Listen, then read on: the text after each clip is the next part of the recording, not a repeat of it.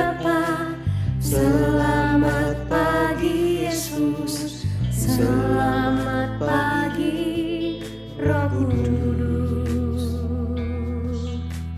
Terima kasih atas anugerah-Mu. Semalam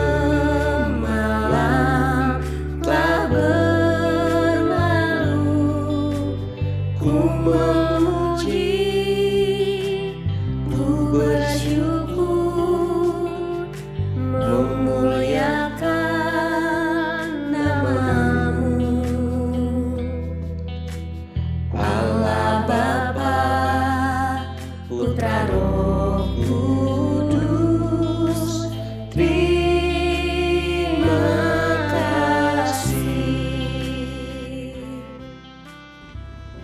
Shalom, selamat pagi. Saya bersuka cita sekali karena masih diberikan kesempatan untuk melayani di dalam program Sarapan Sorgawi.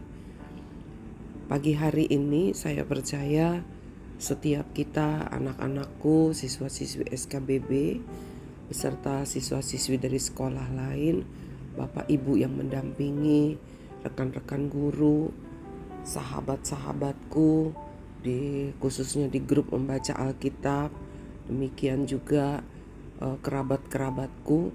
Saya percaya setiap kita juga masih tetap ada dalam sukacita karena masih diberikan kesempatan untuk menikmati sarapan sorgawi setiap pagi. Mari kita berdoa terlebih dahulu. Bapa di dalam surga, terima kasih untuk pagi ini. Kami tahu kekuatan kami hanya daripada-Mu.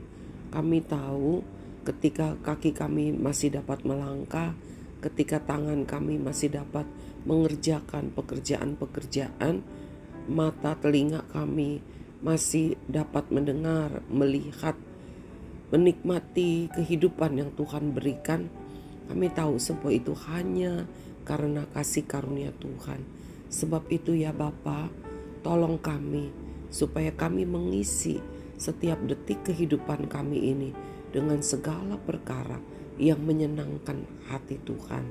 Terima kasih Tuhan, di dalam nama Tuhan Yesus, kenyangkan kami dengan firman-Mu. Amin. Firman Tuhan pada pagi hari ini berjudul Change from Inside Out. Saya ulangi ya. Change from inside out. Artinya apa? Berubah dari dalam keluar. Ya, berubah dari dalam keluar. Mari kita akan membaca firman Tuhan dari kitab Lukas pasal yang ke-19 ayat yang ke-5. Lukas pasal 19 ayat yang ke-5, demikian firman Tuhan. Ketika Yesus sampai ke tempat itu, ia melihat ke atas dan berkata, "Sakeus, segeralah turun, sebab hari ini aku harus menumpang di rumahmu." Kita sudah terlalu sering mendengar kisah tentang Sakeus. Mungkin ada juga yang belum pernah mendengar. Dan jadi ceritanya kira-kira begini. Waktu itu ya, Yesus masuk ke kota Yeriko. Dia berjalan terus melintasi kota itu. Di kota itu ada seorang yang bernama Sakeus. Sakeus ini kepala pemungut cukai.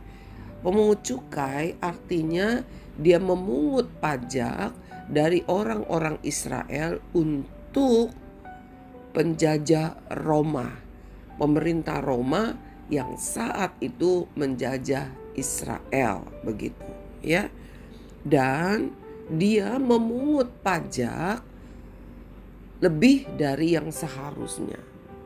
Alkitab mencatat ia seorang kaya, ya terang aja, ya istilahnya mungkin termasuk seorang koruptor, begitu ya. Dan dia berusaha melihat siapa sih Yesus, karena Dia sudah mendengar banyak berita tentang Yesus. Dan hari itu Yesus melintas di kotanya. Dia berusaha untuk melihat Yesus. Kenapa? Sampai dicatat berusaha. Karena ternyata dia mempunyai tubuh yang pendek. Kalau orang Jakarta bilang bogel, ya, bogel. Dia mempunyai tubuh yang pendek. Nah, karena tubuhnya pendek, terus tentu saja dia sangat kesulitan untuk melihat Yesus karena dia tertutup dengan badan-badan orang lain yang jauh lebih tinggi dari dia. Mungkin kita di Indonesia ada artis yang terkenal, ya, yang bertubuh pendek begitu, Ucok Baba, ya. Nah, hari ini ternyata di Alkitab pun sudah tercatat bahwa orang-orang yang mempunyai lahir dengan tubuh yang tidak normal pun tercatat di Alkitab, ya.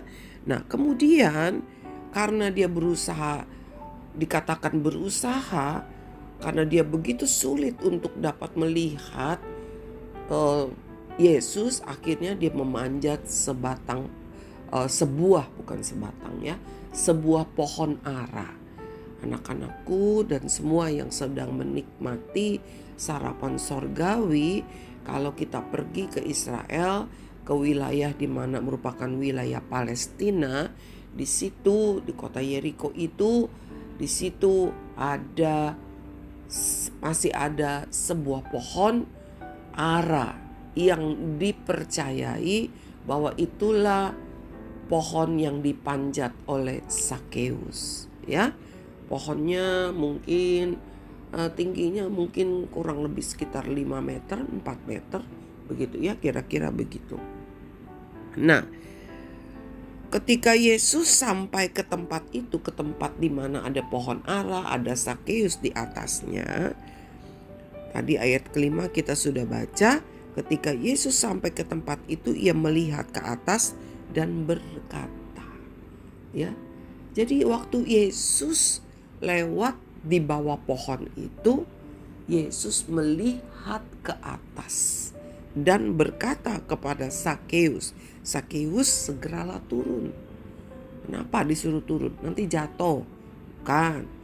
Yesus berkata, "Sebab hari ini, bukan besok, bukan nanti, tapi hari ini aku harus menumpang di rumahmu." Kemudian ceritanya berlanjut. Sakeus dengan senang hati dia turun, dia buru-buru turun, ya. Kemudian orang-orang pada bilang begini, apa Tuhan nggak tahu tuh, apa Yesus nggak tahu tuh, guru nggak tahu kalau Sakeus itu orang berdosa, karena dia seorang, ya, istilahnya kalau sekarang itu koruptor, ya. Apa nggak tahu tuh, kok mau makan di rumahnya, ya. Tetapi Sakeus nggak peduli dengan perkataan orang, termasuk apakah Yesus tidak tahu orang berbisik-bisik, bersungut-sungut, menggerutu, mencela, ya. Lalu Sakeus segera turun, berdiri dan berkata kepada Tuhan, katanya demikian, "Tuhan, setengah dari milikku akan kuberikan kepada orang miskin. Dan sekiranya ada sesuatu yang kuperas dari seseorang, akan ku kembalikan 4 kali lipat." Ya.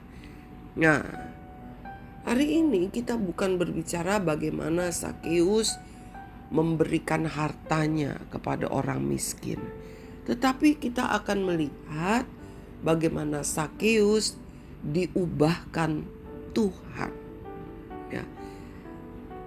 Pertama, Tuhan tahu usaha Sakeus untuk melihat dia.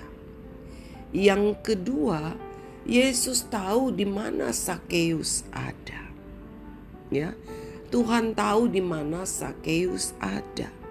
Dan ketika Tuhan menatap kepada Sakeus, Tuhan berkata, hari ini, ya, bukan besok, bukan nanti, hari ini, bukan kapan-kapan, tetapi hari ini aku mau makan di rumahmu.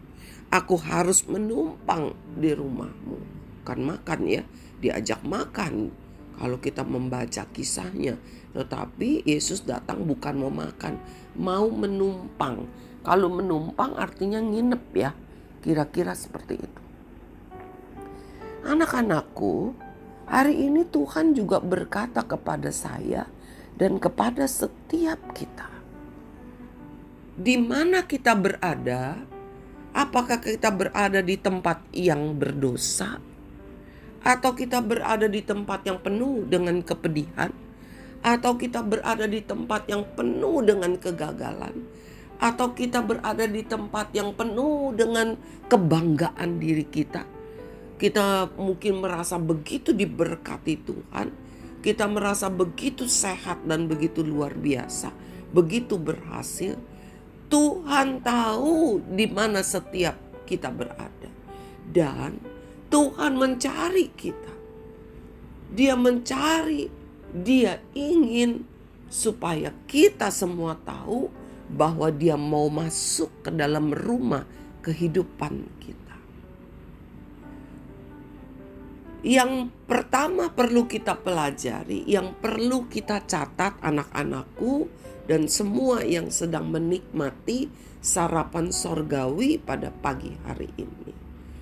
Ketika Tuhan berkata kepada Sakeus, Sakeus segera turun dan merespon.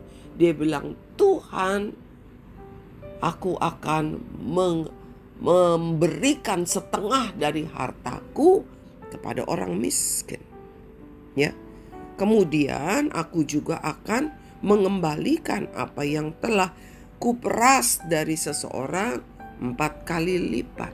Bagaimana respon Sakeus? Tuhan belum numpang loh di rumahnya.